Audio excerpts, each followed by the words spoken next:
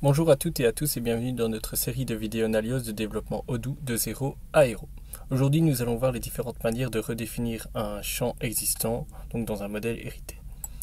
Pour ça, on va reprendre notre code. Donc, dans la précédente vidéo, nous avons hérité du champ RESTPartner.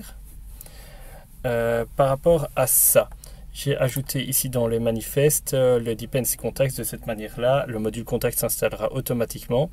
Et en termes d'héritage dans les modèles, c'est vraiment important parce que si vous n'avez pas hérité du module du module dans lequel votre modèle est créé, alors automatiquement il ne sera pas hérité du modèle étant donné que pour lui il n'existera pas si votre module n'est pas installé. Ok ? Donc voilà, ici j'ai hérité de contact, on le voit, et donc voilà. Hop. Maintenant, je vais dans les RESTPartner et aujourd'hui, ce qu'on va faire, c'est on va simplement voir comment modifier un champ. Et donc, on va par exemple modifier le champ email. Donc, dans RESTPartner, on a le champ email qui a un fields pour un caractère.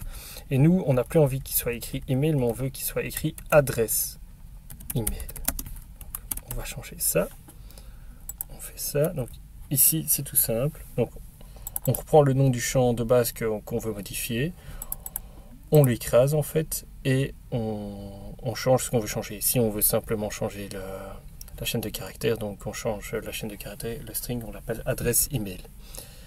Donc on peut aller vérifier de suite sur le serveur si ça a bien été pris en compte. Donc hop, on prend ça, on prend ici. Hop. On les contacte, ensuite on va et on peut voir qu'il est bien écrit adresse email. Alors ça c'est une manière de modifier les champs. Pour les champs sélection, il y a une petite différence. Donc un champ sélection, donc si on regarde, on va regarder directement dans le standard d'Odoo, on en avait fait un ici par exemple. Ok, on avait fait aussi ici un champ sélection state. Et imaginons que on veuille modifier un champ de sélection du standard. Alors, par exemple, je vois ici flag. Je voudrais bien ajouter, pourquoi pas, je vois liquidity, pourquoi pas crypto-monnaie. Alors, comment on pourrait faire? En fait, on va donc hériter du modèle, bien sûr, comme on a fait avant. On va prendre flag, on va faire field selection. Et là, au lieu de mettre selection, on va mettre selection add. Et on va ajouter, par exemple, ici, on veut juste ajouter un enregistrement. On ajoutera crypto.